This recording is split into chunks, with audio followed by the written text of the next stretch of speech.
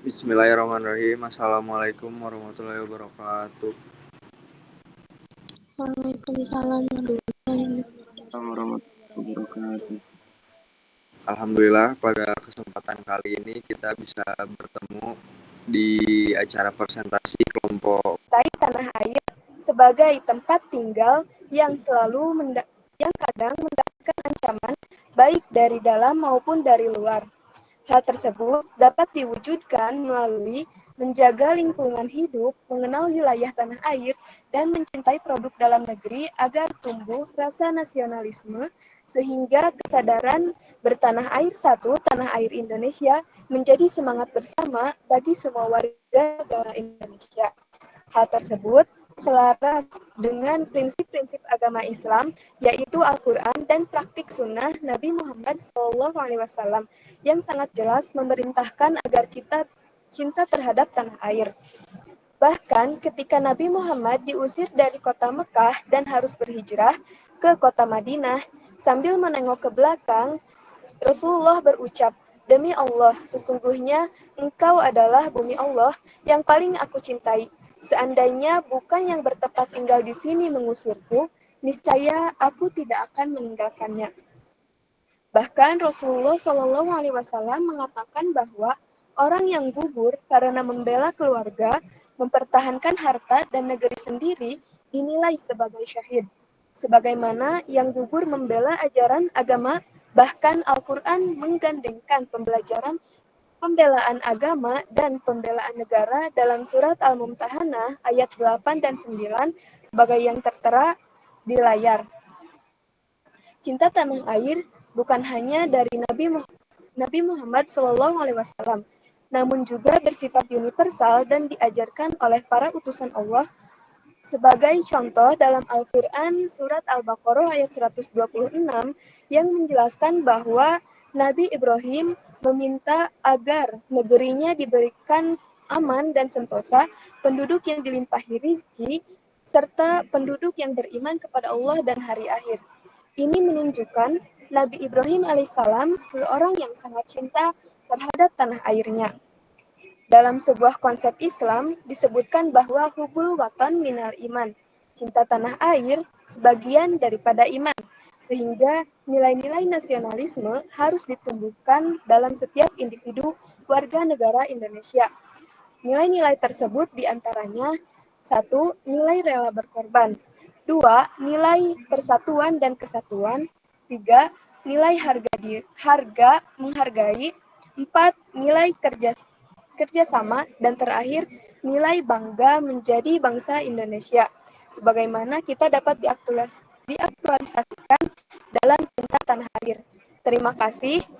Saya kembalikan kepada moderator. Baik, terima kasih kepada Anes yang telah menyampaikan materinya. Selanjutnya ada penyampaian materi yang mengenai tentang bela negara dalam Islam yang akan disampaikan oleh Magda. Kepada Magda dipersilakan. Baik, terima kasih kepada moderator yang telah mempersilahkan saya untuk menyampaikan materi selanjutnya. Next.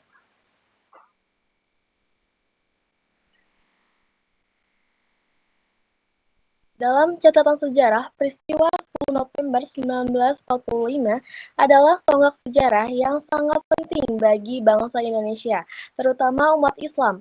Sebab pada momentum 10 November itulah nasionalisme mendapatkan pemaknaan yang sangat signifikan dalam paradigma keagamaan. Nasionalisme yang semulanya dipahami sebagai wilayah di luar agama ternyata bagian dari kewajiban syar'i yang harus diperjuangkan. Tampaknya kerangka pemikiran itulah yang kemudian menjadi salah satu dasar umat Islam untuk terus merawat Pancasila dan Undang-Undang 1945. Pada 23 Oktober 1945, Kiai Haji Hashim Asy'ari atas nama pengurus besar Nahdlatul Ulama mendeklarasikan seruan jihad fisabilillah yang kemudian dikenal sebagai revolusi jihad. Ada tiga poin penting adalah revolusi jihad, yaitu yang pertama, Setiap muslim wajib memerangi orang kafir yang merintangi kemerdekaan Indonesia.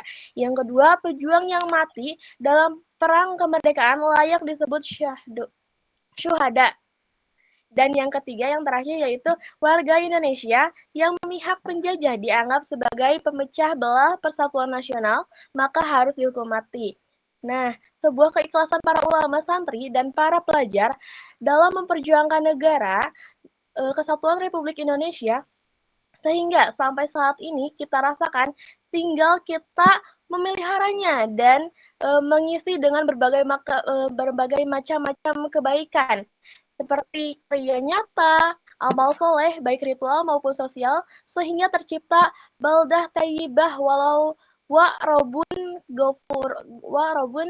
gofura, yang artinya negara yang aman, sejahtera, dan Allah meridhoinya.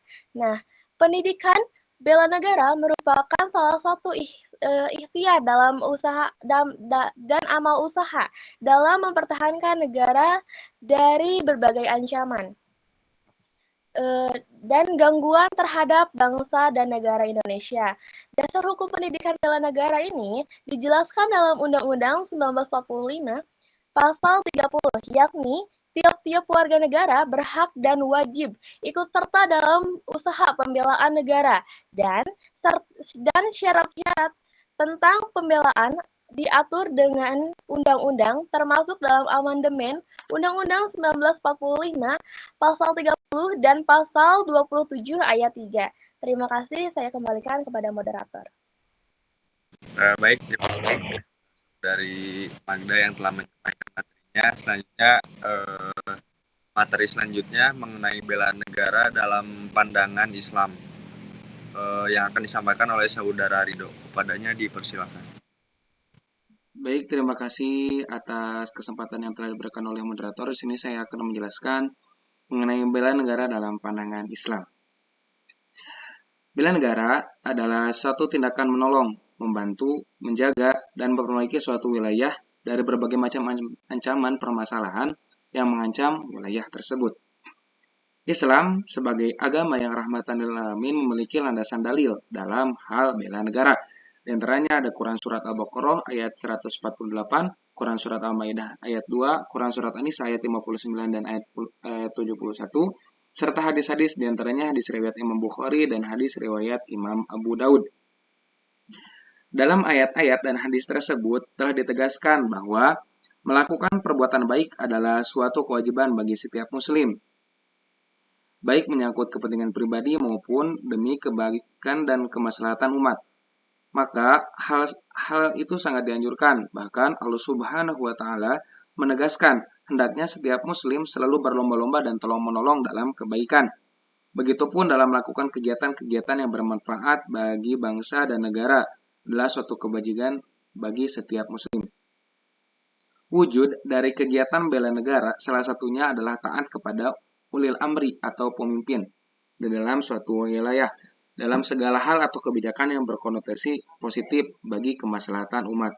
Salah satu bentuk kebijakan yang dilakukan oleh Amirul Mukminin dalam negara Indonesia adalah undang-undang. Apabila undang-undang memberikan dampak positif dan baik kepada masyarakat, maka kita wajib mentaatinya. Sebaliknya, bila undang-undang tersebut malah merugikan kemaslahatan umat, maka kita hendaknya tidak mentaatinya. Seperti yang terjadi di kondisi kini di mana Undang-Undang Cipta Kerja begitu berkonotasi negatif terhadap salah satu pihak di Indonesia, maka kita tidak wajib mentaatinya. Bahkan kita harus mengingatkan ulil amri untuk memberikan kebijakan-kebijakan yang benar-benar berkonotasi positif demi kemaslahatan umat, demi umat berlangsung hidup dengan sejahtera. Demikian bela negara dalam pandangan Islam. Selanjutnya saya serahkan kembali ke moderator. Terima kasih kepada saudara Ridho. Ada mengenai pendekatan maksud al-syariah yang akan disampaikan oleh saudara Dimas. Kepada saudara Dimas dipersilakan. Baik, sebelumnya terima kasih kepada moderator yang telah mempersilahkan saya untuk memaparkan materi mengenai pendekatan Maqsid al-Syariah.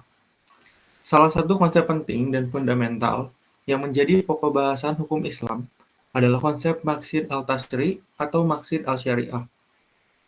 Kan bahwa hukum Islam disyariatkan untuk mewujudkan dan memelihara kemaslahatan umat manusia. Inti dari konsep Maqsid al-Syariah adalah mewujudkan kebaikan sekan keburukan, atau menarik manfaat dan menolak mudarat.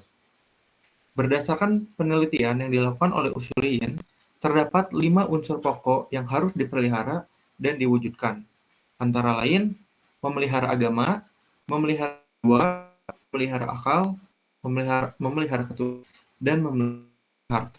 Seseorang akan memperoleh kesalahan ketika ia dapat memelihara kelima aspek tersebut. Dalam konteks bela negara, menjaga dan memelihara negara merupakan kebutuhan yang bersifat esensial atau sangat penting bagi kehidupan manusia. Kebutuhan penting tersebut perlu untuk dilakukan karena apabila negara tidak kondusif, maka akan menyebabkan terganggunya eksistensi agama, jiwa, akal, turunan, harta bagi warga negara. Terima kasih. Untuk selanjutnya saya kembalikan kepada moderator. Baik,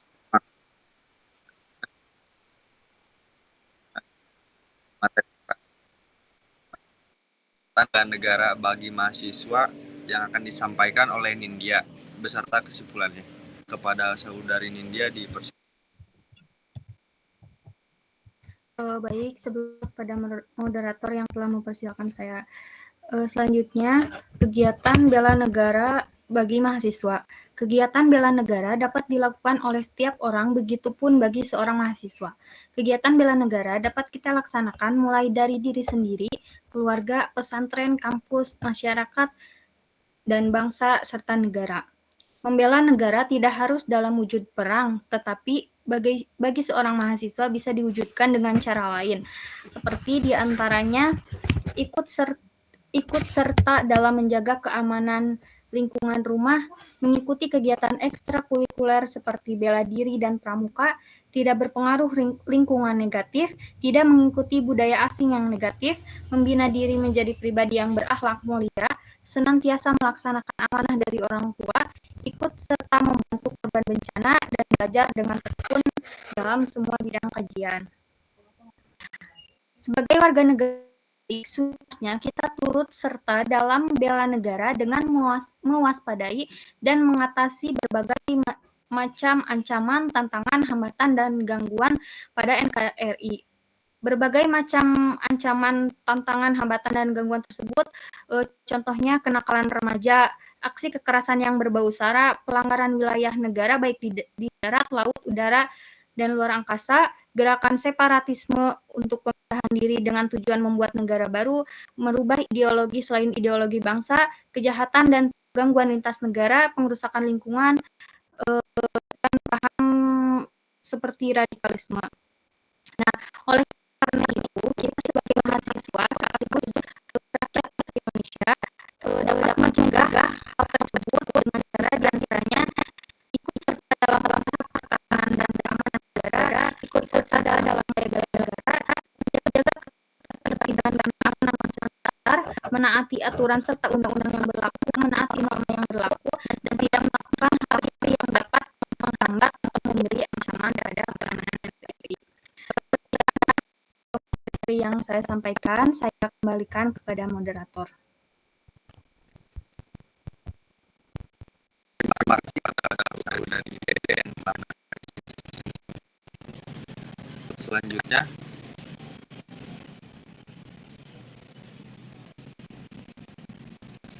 apa? Penilaian oleh kelompok lain. Sama saya, penilaian saya. Dari PMI. Selama Mas Safira.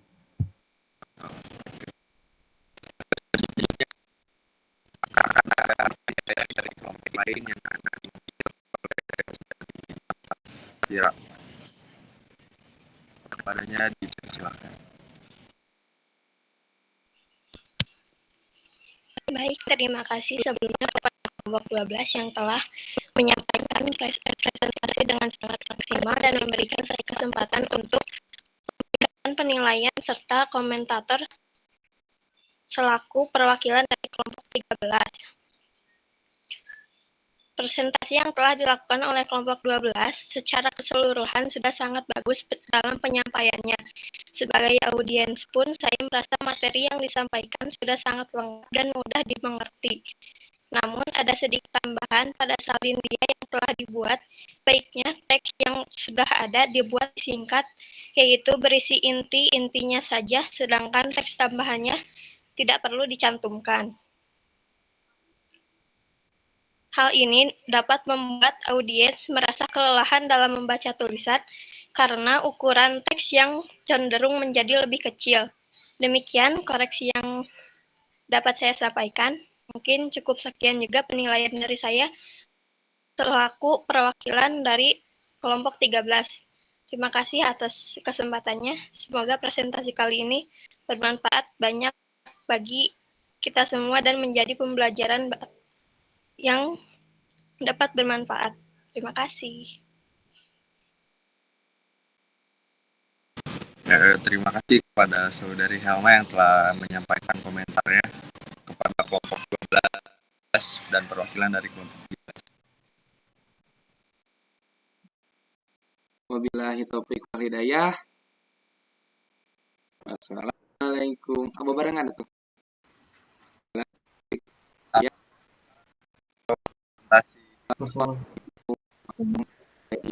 Warahmatullahi wabarakatuh.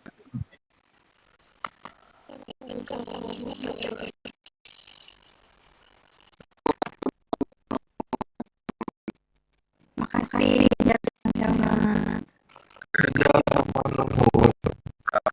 sama Semua baik.